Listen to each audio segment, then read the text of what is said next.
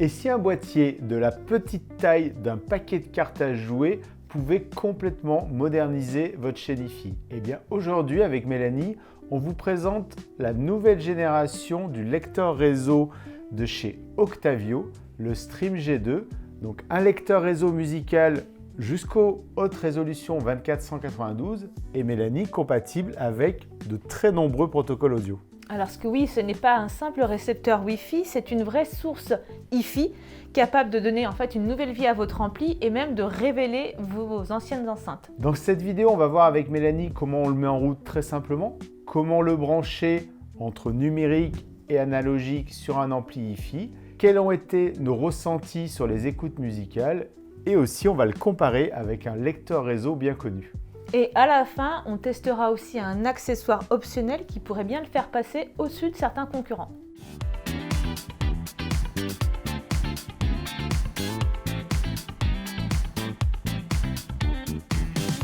Cette vidéo vous est proposée par laboutiquederic.com, votre référence en solutions Hi-Fi et audio-vidéo connectées.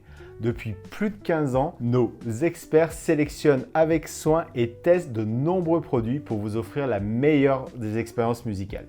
Et tout nouveau, scannez le QR code qui s'affiche sur votre écran, vous accédez à la totalité de notre catalogue et des remises exclusives. Vous êtes nombreux à nous faire confiance, plus de 6500 avis clients et une note moyenne de 4,8 sur 5. Vous souhaitez écouter ces produits? Eh bien, rendez-vous dans notre showroom à Écully, tout proche de Lyon. Et puis bien entendu, que ce soit par téléphone ou par notre formulaire de contact, nous serons ravis de vous conseiller dans vos choix et de vous aider à utiliser vos produits.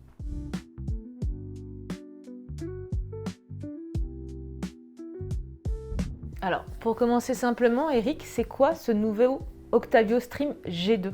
Pour moi, c'est vraiment un lecteur réseau que j'apprécie, ce qui va vraiment dans cette philosophie qu'on évoque très souvent sur la télé d'Eric et sur la boutique d'Eric.com, c'est on a un équipement Hi-Fi qui nous plaît et on a envie de le moderniser. Donc là, j'ai avec moi, on le voit, vraiment petit, si je le compare à un téléphone, il est bien plus petit que celui-ci.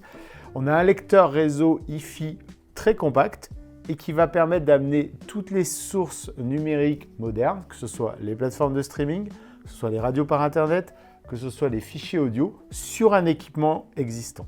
Alors pour mieux le connaître et le comprendre, est-ce que tu peux nous le présenter en quelques mots? Déjà, sa caractéristique, c'est sa taille. On va pouvoir vraiment le loger à côté de tout ampli mini chaîne Hi-Fi qu'on va vouloir moderniser, un ampli audio-vidéo, ou pourquoi pas, il pourrait même se loger derrière une paire d'enceintes actives, par exemple.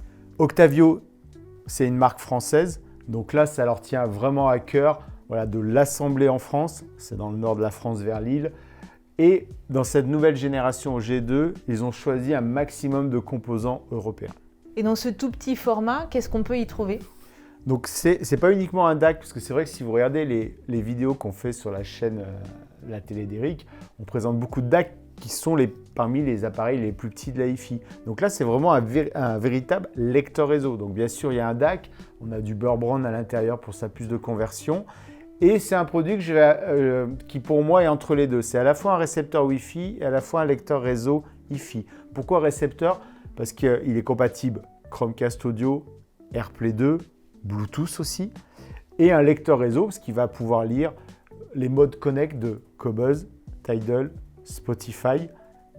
Et bien sûr, il lit aussi les fichiers audio qui sont stockés sur un ordinateur ou sur un NAS de la maison. Alors ce qui est important dans un lecteur réseau, et souvent ce qu'on nous demande, c'est quels sont les connectiques disponibles à l'arrière de l'appareil.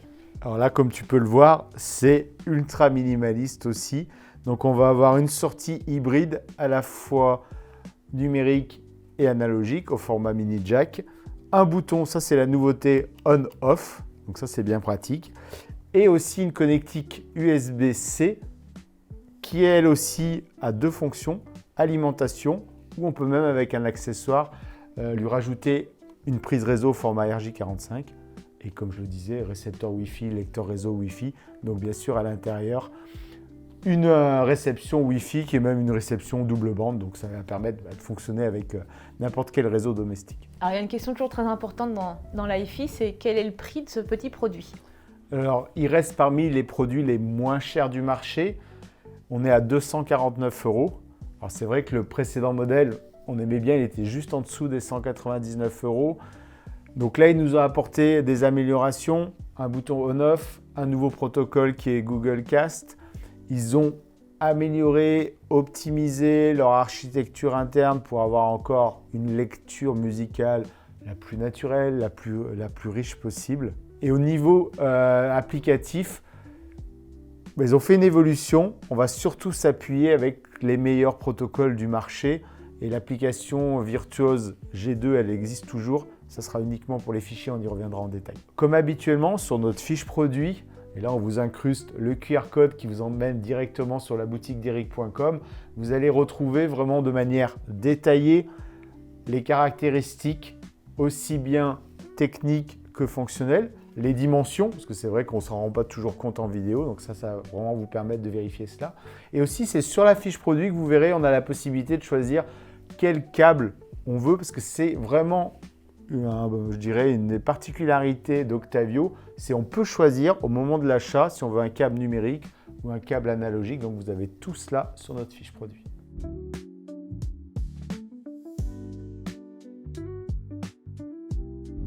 On te disait qu'il était compact. Il est compact comment, ce petit boîtier? Ce que j'aime bien, c'est le comparer avec un téléphone. Là, par exemple, ici, on a un iPhone 15. Donc, on voit, il est plus petit que celui-ci. Si je regarde vraiment dans le détail, on est sous les 12 cm sur sa largeur, 11,8 pour être précis. On a une profondeur de seulement 6,5. Et puis, ce qui est très intéressant, parce que c'est souvent la petite problématique que l'on a, on a des clients qui nous disent « Ouais, moi, j'ai un petit ampli de chez Denon, vous savez, les fameux amplis des années 90, je l'adore. Je n'ai pas envie de changer, je veux juste le moderniser. Est-ce que je pourrais glisser juste au-dessus le lecteur Octavio Stream G2 ? Oui, en tout cas oui, vérifiez, mais vous avez besoin de seulement 2,2 cm de hauteur. Alors c'est petit, donc évidemment on va se poser la question, est-ce que c'est vraiment sérieux comme fabrication ? Moi je suis assez surpris, c'est par sa densité. Et effectivement, si on regarde sur notre fiche produit, on est sur 150 grammes. Plus lourd qu'un téléphone, donc c'est vrai qu'il y a une belle densité. On est sur une belle finition. C'est une coque plastique, je dirais à ce prix-là, forcément le fabricant Octavio doit faire des choix. Mais il n'y a rien qui grince, c'est parfaitement ajusté. C'est un assemblage qui est vraiment précis. Et ce que j'ai apprécié, c'est quand on ouvre la boîte, on voit à l'intérieur, il y a testé et contrôlé. Donc ok. Alors, est-ce qu'ils font du picking ? Non, il y a bien marqué « Votre produit a été soigneusement assemblé et testé » et c'est écrit à la main par Victor. Donc, il y a vraiment un assemblage qui est fait en France et chaque produit est vérifié. Donc, je dirais, souvent nos clients nous disent « Oula, attention, moi je veux vraiment acheter français ». Là vous achetez français et ils vont vraiment jusqu'au bout de leur démarche qualité. Alors je peux vous dire que Victor, il existe vraiment parce que c'est avec lui qu'on converse en particulier sur tout ce qui est gestion de commandes, même facture et nouveaux produits. Donc Victor est une vraie personne chez Octavio. Alors si on le regarde, qu'est-ce qu'on peut retrouver en ce qui concerne les commandes sur ce type de produit ? C'est la même chose qu'on avait sur la précédente génération de chez Octavio, le Stream. C'est-à-dire que sur le dessus, on peut le voir, on a 2 commandes. Donc c'est tactile qui vont vous permettre de faire la lecture, la mise en pause ou le passage à la piste suivante dans notre playlist. Au niveau des commandes, donc là, la nouveauté, c'est ce fameux bouton on-off. C'est vrai que c'est apprécié et sur beaucoup d'autres marques, les gens nous disent « mais il reste tout le temps en veille ». Là, au moins, on a un vrai commutateur de ce côté-là. Donc bien sûr, on n'a pas d'écran intégré, on n'a pas de molette de réglage. Ce n'est pas la philosophie du produit. Et c'est aussi cette volonté de proposer quelque chose de minimaliste dans sa taille, dans ses fonctions, dans son prix.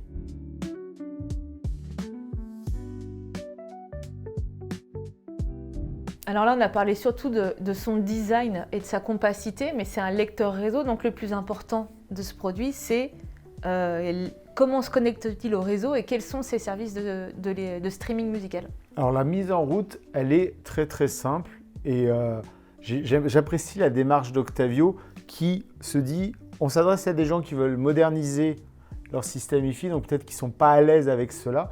Et quand on regarde à l'intérieur de la boîte, dès qu'on l'ouvre, il y a le petit QR code. Donc on scanne le QR code. Donc comme ça, on n'a pas de question à se dire c'est quoi l'appli, est-ce qu'elle s'appelle Octavio ? Non, elle s'appelle La Virtuose. Donc je scanne le QR code et ça fonctionne. J'en profite pour une petite mise en garde, en tout cas un partage d'expérience, parce que j'ai failli faire tomber l'Octavio quand je l'ai ouvert. Parce que regardez, Alors c'est très sympa en termes d'ouverture. Vous voyez, hop. Donc là, il sort sur son présentoir et il est juste posé. Hein, c'est pas aimanté ou autre. Donc si on l'ouvre comme cela, c'est ce qui m'est arrivé. J'ai ouvert comme cela et hop, je l'ai rattrapé au vol. Donc voilà, faites attention, vous le posez sur une table et tout se passe super bien.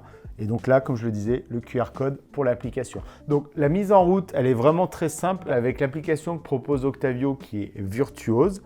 On va simplement rentrer son code Wi-Fi comme habituellement. Les protocoles proposés, c'est Google Cast, AirPlay 2 et Bluetooth pour ce côté récepteur audio. Et puis en termes de lecteur réseau, on va pouvoir lire tous les fichiers audio qui sont stockés sur un serveur ou un ordinateur avec le protocole UPnP DLNA. Et puis, et là c'est vrai que c'est ce qu'on attend aujourd'hui d'un produit en 2025, c'est la possibilité d'utiliser Qobuz, Tidal et Spotify par les modes Connect, c'est-à-dire directement par les applications natives des plateformes de streaming. Donc là, tu parlais des modes Connect, donc il faut bien resituer comment fonctionnent aussi ces modes-là. C'est bien, ce n'est pas le smartphone qui lit la musique, c'est bien l'Octavio lui-même. Oui, c'est un point important. Si vous allez voir toutes les vidéos que l'on fait, notamment sur les récepteurs Bluetooth, on précise toujours cela. Quand on utilise un récepteur Bluetooth pour moderniser son système Wi-Fi, eh bien, mon smartphone, c'est lui qui lit la musique, qui envoie un flux numérique, qu'ensuite décode en analogique le récepteur Bluetooth. Mais dans tous les cas, le lecteur, c'est l'appareil Bluetooth. Et c'est ce que je trouve très intéressant avec l'Octavio, c'est-à-dire pour le double de prix d'un des meilleurs récepteurs Bluetooth, je pense au produit que fait Advance Acoustic, eh bien là pour 249 €, cette fois-ci on bascule dans la catégorie des lecteurs réseau. Donc c'est-à-dire quand je suis en mode Google Cast, ça va être vraiment l'Octavio Stream G2 qui va prendre la playlist que lui envoie l'application, Qobuz ou encore un flux de radio, et va vraiment le lire. Et bien sûr, quand on est dans les modes Connect de Qobuz, de Tidal, de Spotify, là aussi, l'application envoie des ordres, mais ensuite, c'est vraiment l'Octavio qui prend la playlist et lit la musique. Donc là, on est vraiment sur un lecteur réseau musical. Et en termes de qualité sonore, l'impact, quel est-il ? Il est important parce que notre téléphone sert uniquement de télécommande. Donc on va vraiment s'appuyer, on le disait tout à l'heure, cette version G2, ils ont travaillé la partie streaming, ils ont travaillé la partie DAC. Donc là, on s'appuie sur ce qu'apporte vraiment en termes de rendu musical un lecteur réseau. Il est très complet parce qu'on peut aussi l'utiliser en récepteur parce qu'on a de l'AirPlay 2, du Bluetooth, où là, bien sûr, il ne fait que récepteur.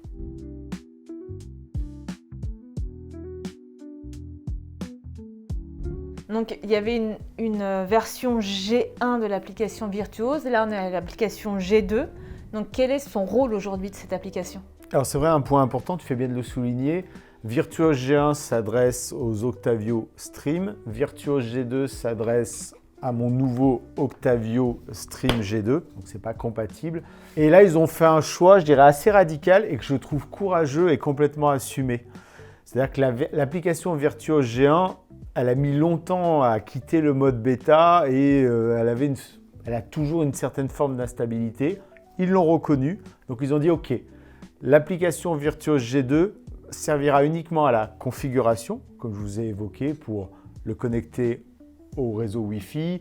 On a même le mode veille, c'est-à-dire au bout de combien de temps il s'arrête, par exemple, qui est dans l'application Virtuose G2. Et la seule chose qu'on va avoir d'un point de vue musical dans l'application Virtuose G2, c'est il scanne le réseau pour trouver des serveurs UPnP DLNA et on peut faire de la lecture, on peut parcourir ces fichiers audio. Tout le reste, c'est-à-dire l'accès aux plateformes de streaming, se fera directement par les applications dédiées des modes Connect. Et si je veux écouter une radio internet ou même mes fichiers, comment je fais ?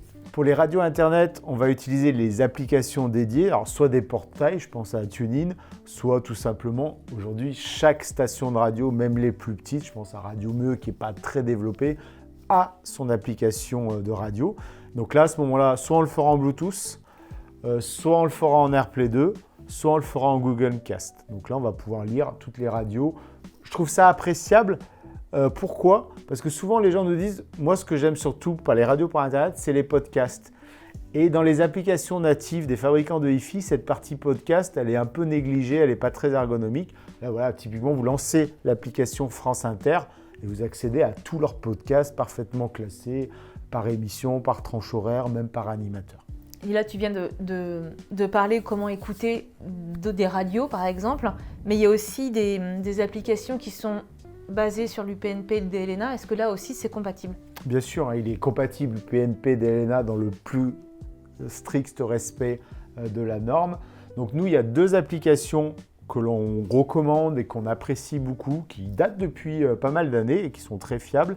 Il y a l'application M-Connect que vous allez trouver sur Android ou sur iOS, qui va permettre 2 choses. D'accéder aussi à vos fichiers. Donc, vous ne voulez pas utiliser Virtual G2, vous préférez utiliser, vous avez l'habitude de l'application M-Connect, vous pourrez continuer à le faire bien sûr avec le Octavio Stream G2. Donc vous accéderez à votre ordinateur si vous avez activé le protocole UPnP d'Elena ou tout simplement un NAS Synology par exemple.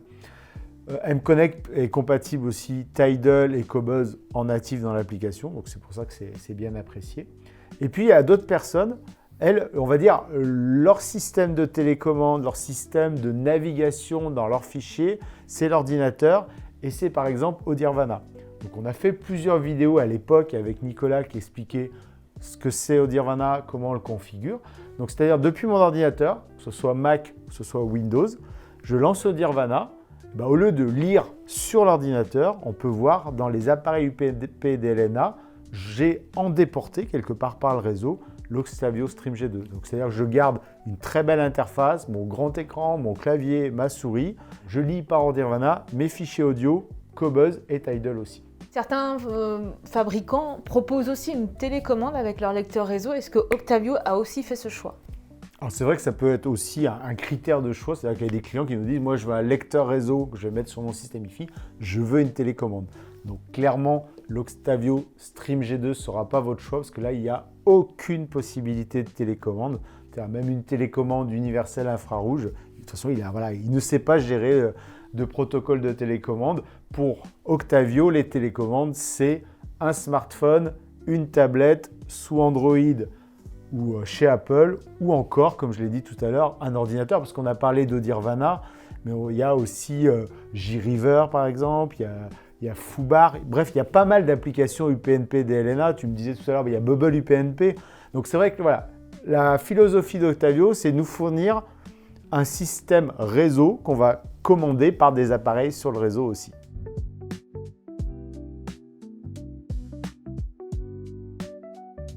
Donc là, tu parles de réseau justement et ça me fait rebondir sur comment je peux connecter l'Octavio sur le réseau. Alors sur le réseau, c'est en natif, en Wi-Fi. Si vous allez aussi sur la boutique d'eric.com, sur la fiche produit de l'Octavio Stream G2, vous avez dans les accessoires, et là je le trouve très malin, c'est un adaptateur USB-C RJ45 qui va venir se brancher ici, qui va permettre de sortir, d'avoir une prise RJ45 et c'est un câble en Y parce que heureusement on garde la possibilité d'alimenter en USB-C bien sûr l'appareil. D'ailleurs c'est livré, ça c'est une bonne nouvelle parce qu'il y a pas mal de fabricants de smartphones parmi les plus grands du marché qui, pour faire soi-disant que c'est les normes européennes, virent l'adaptateur secteur USB. Eh bien en tout cas Octavio le fournit. C'est-à-dire voilà, c'est quand même très sympa. Sur le tarif de 249 €, on n'a pas besoin d'aller chercher, d'aller réutiliser un autre adaptateur secteur. Et donc, il est bien sûr livré avec son câble USB-C. Et franchement, là, on est sur plus d'1 mètre. Vous trouverez la distance, la longueur directement dans notre fiche produit. Je dirais que c'est l'approche d'Octavio. Ils écoutent beaucoup les clients et ils se disent, voilà, on a absolument besoin de l'adaptateur secteur, on a absolument besoin d'un câble d'une certaine longueur parce que la prise est beaucoup plus basse que mon meuble hi-fi, par exemple. Donc cet Octavio, on va le brancher sur son ampli et du coup, quelles sont les possibilités de connexion? Si vous allez sur la fiche produit de la boutique d'eric.com, vous avez un choix à faire au moment de votre commande. C'est le même prix dans les deux cas. Soit vous prenez l'appareil pour l'utiliser sur une entrée analogique de votre ampli. Donc ça va être le câble mini jack RCA, mini jack que je viens brancher ici, Et donc je sors en analogique, donc ce qui veut dire que quand je sors en analogique, j'utilise la puce de conversion Burr Brown, le DAC intégré de l'Octavio Stream G2 pour aller sur l'entrée analogique de mon ampli. Autre possibilité, eh bien vous estimez, vous préférez tout simplement un DAC externe ou surtout le DAC de votre ampli, que ce soit un DAC d'un ampli home cinéma ou d'un DAC hi-fi, à ce moment-là, vous prenez le choix du câble optique. Donc, ce qui est très pratique, c'est qu'il propose Octavio cette option parce que c'est un câble optique qui a la particularité sur l'extrémité qu'on branche sur l'Octavio d'être optique en mini jack. Donc, il y a un trou pour faire passer la lumière. Et ensuite, de l'autre côté, de manière plus classique, c'est le format SPDIF en Toslink. Et la version mini jack, est-ce que Octavio l'a fait perdurer? Non, ils ont vraiment simplifié. Effectivement, nous, on le voyait dans nos ventes. Ce câble mini jack pour aller dans un appareil qui est aussi mini jack était très peu utilisé parce que les amplis n'ont pas d'entrée mini jack. C'est quand même, on le voit, hein, ce produit est acheté pour moderniser surtout un ampli. Alors c'est vrai que si vous avez une paire d'enceintes amplifiées, de chez Kanto, de chez Audio Engine ou encore plein d'autres marques. Souvent là par contre c'est une entrée mini jack. Et bien à ce moment-là, nous on propose des câbles complémentaires mini jack pour ce cas particulier.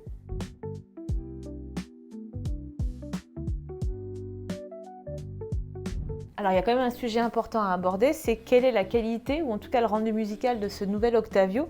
Donc est-ce que tu peux nous parler de la configuration que tu as mis en place pour tes écoutes? On a vraiment voulu tester, on va dire, ce qu'il avait dans le ventre. Et puis aussi, c'est un produit qui, par son prix, il y a pas mal de clients qui se disent « Bon, jusqu'à présent, j'ai pas d'abonnement musical, j'aimerais tester, ou j'ai un abonnement musical, mais c'est surtout en Bluetooth ou avec un casque ou encore dans ma voiture. J'aimerais tester et pas prendre trop de risques financiers. Pour autant, j'ai une belle installation hi-fi. » Donc là, volontairement, on a pris un ampli déjà de belle facture, donc de chez Cambridge, un ampli de classe AB qui est le CX-A81 de l'anglais. On lui a associé une paire de colonnes de chez Focal, les Teva numéro 2. Donc, voilà. Donc on est sur un beau système hi-fi qui est d'ailleurs très représentatif des systèmes hi-fi que vous avez depuis de nombreuses années, quelles que soient les marques. Mais voilà, on voit la qualité de celui-ci. Et ce qu'on voulait, bien sûr, c'est aussi tester vraiment toutes les fonctions de ce lecteur réseau, donc la partie streamer et aussi la partie DAC conversion Burr Brown. Donc on a fait nos écoutes de cette manière-là. On a utilisé Qobuz Connect, parce qu'on a fait une vidéo d'ailleurs à ce sujet-là. Si vous demandez ce que c'est Qobuz, est-ce que c'est un autre abonnement que Qobuz Connect? Non, ce n'est pas du tout cela. Donc allez voir, on a une vidéo qui vous parle de Qobuz Connect. Donc depuis l'application Qobuz Connect, on a fait nos écoutes. Et au niveau, on va dire, du rendu sonore, qu'est-ce qui, toi, t'a frappé en tout cas, ou qu'est-ce que tu as ressenti en premier? Sur ce type de produit d'entrée de gamme, le risque, c'est d'avoir quelque chose de très touffu, où tout est mélangé. Oui, ça sort de la musique, mais c'est pas très agréable, pas très aéré. On a pris un morceau de Radiohead et on s'est dit, c'est des bandes musicales qui sont quand même assez chargées, beaucoup de détails. Comment va s'en sortir l'Octavio Stream 2? Eh bien, dès les premières notes, voilà, sur la nappe électronique, eh bien, c'est parfaitement lisible, le grave est bien tendu, et puis je dirais le Cambridge et ses focales, on sait ce qu'elles sont capables, cette configuration, on sait ce qu'elle est capable de rendre. Donc là, la scène sonore était propre, bien aérée, avec franchement un joli grave quand tu sais le produit qui, on va dire, envoyait de la musique à tout cela. Et puis, dans chacun des micro-détails, on les trouvait assez facilement. Il y a toujours quelque chose, enfin en tout cas il y a toujours un type musical sur lesquels on fait très attention lors de nos tests, c'est des morceaux de voix ou voire même d'instruments acoustiques. Là, quels ont été tes ressentis avec cet Octavio? Alors c'est vrai que moi sur les voix, je suis très attentif, notamment je trouve les voix féminines où j'ai pas envie que le morceau de musique que j'écoute, la chanteuse, elle soit en train de me parler comme ça. Donc par exemple sur Little Amsterdam de Tori Amos, eh bien, dès le début, tu dis wow, « c'est bien, la chanteuse, elle est là, c'est bien positionné, il n'y a pas de trou entre mes enceintes, sa voix, elle est restituée avec naturel, il y a une belle tassiture. » J'aime souvent entendre les reprises de respiration, les petits bruits de bouche. Alors, je sais qu'il y en a qui n'aiment pas du tout, mais je trouve que ça crée du naturel. Tu as l'impression de vivre le morceau de musique que l'on te propose. Et puis, il y a un instrument même si on n'est pas très familier, même si on n'a pas une très belle oreille, c'est le piano. Eh bien, un système qui fonctionne déjà bien, c'est voilà, quand l'artiste appuie sur les touches du piano, qu'il y ait une belle continuité, qu'il n'y ait pas une extinction immédiate, sinon on aura l'impression d'écouter de l'IA qui a reproduit un morceau de musique. Donc, je dirais en conclusion sur ces écoutes musicales, eh bien, si on a envie de commencer à aller vers la musique numérique avec un petit budget, avec l'Octavio Stream G2, eh bien, on n'est pas déçu. Ça sonne aussi bien que nombreuses platines CD, on va dire, d'entrée de gamme. Donc là aussi, Octavio est dans la continuité de ce qu'il faisait avec ses précédentes versions. Alors en introduction, tout à l'heure, on disait on peut faire encore mieux avec cet Octavio G2.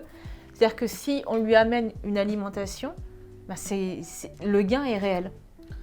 C'est comme tout le temps en hi-fi, on a même fait des vidéos dédiées à cela, avec une alimentation de qualité qui va notamment ne pas récupérer tout le bruit qu'il y a dans nos installations domestiques, parce que voilà, on a un four, on a un réfrigérateur, on a un four, on a un micro-ondes, bref, on a des box internet, on a des récepteurs Wi-Fi.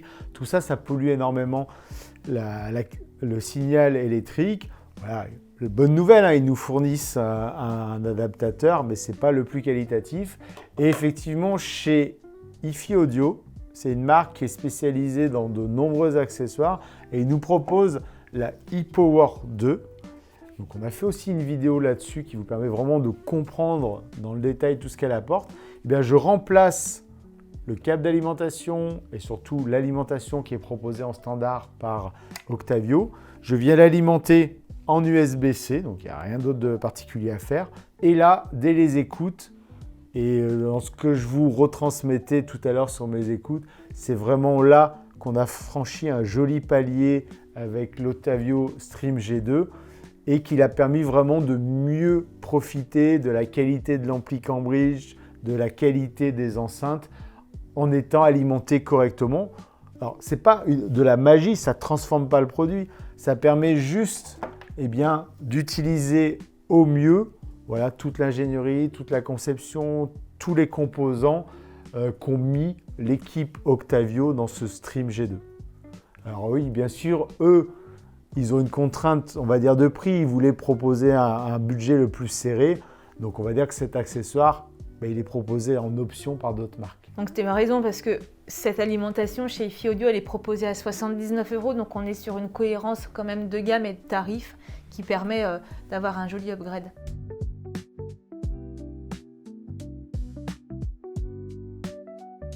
Alors évidemment, Octavio a des concurrents, ils ne sont pas seuls dans ce segment, on va dire, de marché hi-fi.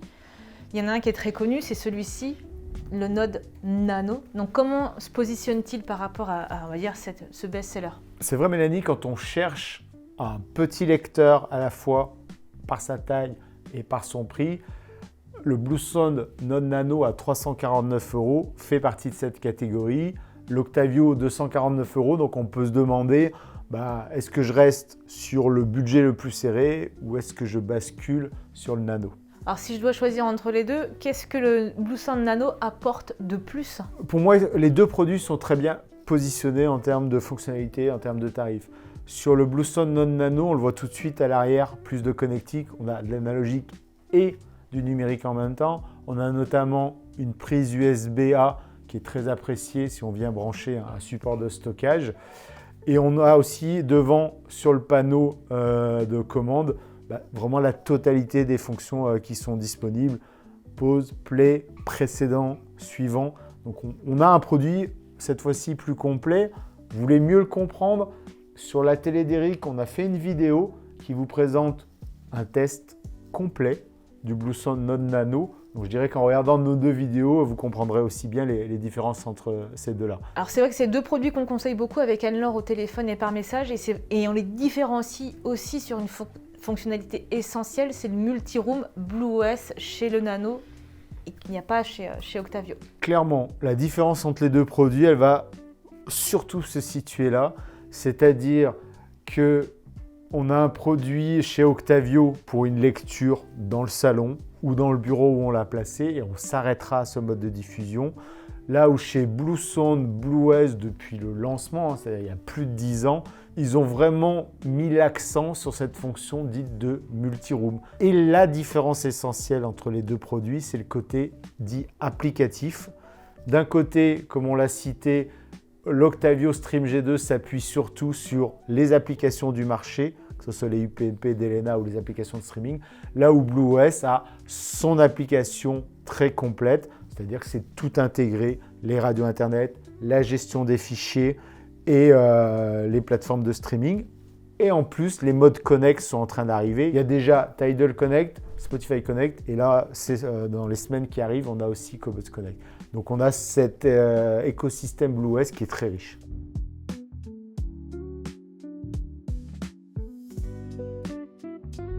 Donc pour résumer un peu cette vidéo, est-ce qu'on peut refaire un tour sur les points forts, voir les limites que propose cet Octavio?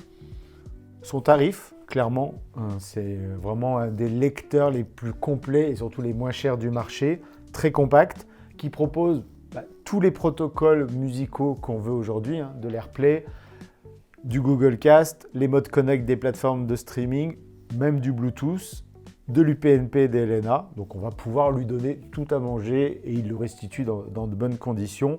Une mise en route très facile. Franchement, le coup du QR code, j'invite vraiment tout le monde à tous les fabricants à nous mettre un petit QR code. On gagnera beaucoup de temps à galérer dans le Google Play ou l'Apple Store. Donc ça, c'est les points forts. Évidemment, le produit parfait, est-ce qu'il existe aujourd'hui? En tout cas, est-ce qu'il a peut-être des limites? Il a les limites de son budget, de sa taille. Donc on l'a vu, il n'y a pas beaucoup de commandes, très peu de sorties. Et on n'a pas de réglage avancé au niveau DSP, au niveau réglage de grave, d'aigu, la balance, etc. L'autre point, je dirais, c'est le côté applicatif. On a d'un côté l'application Virtuos G2, d'autre côté les applications des protocoles. Et sur l'application Virtuos G2, on peut lire les fichiers, mais comme vous le verrez dans les incrustations, il n'affiche pas les jaquettes au moment où on parcourt la bibliothèque. Donc c'est plus simple, c'est plus rudimentaire là-dessus. Je dirais, mais voilà, est-ce qu'à ce niveau de prix, on peut lui reprocher cela? Et puis, on le voit dans les usages aujourd'hui, les gens, c'est surtout nos utilisateurs, nos clients, ça va être surtout Tidal Connect, Spotify Connect, Cobuzz Connect. Donc là, on est dans l'applicatif qu'on connaît par cœur de son abonnement. On est ravis. Lui, on l'a même oublié et on se rend compte qu'on a modernisé son système Hi-Fi. Alors si vous avez des questions, n'hésitez pas à les laisser en commentaire. Eric vous répondra avec plaisir. Et si vous voulez aussi converser avec Alnor ou moi-même, vous pouvez nous appeler sur la boutique d'Eric.com, voire même nous envoyer un message et on se fera un plaisir de répondre à toutes vos interrogations. Et la question qui revient toujours sur ce type de produit, c'est vous parlez dans la vidéo de moderniser mon système Hi-Fi, est-ce que c'est compatible ou pas avec le mien? Justement, utilisez les commentaires pour cela. Et à la boutique d'Eric.com, ce que nous aimons, c'est vous aider à choisir. Donc vous avez cette vidéo sur l'Octavio Stream G2 et vous avez la vidéo complète sur le Bluesound Node Nano qui va vous permettre de choisir entre ces deux modèles très compacts et tous les deux quand même dans des budgets assez serrés.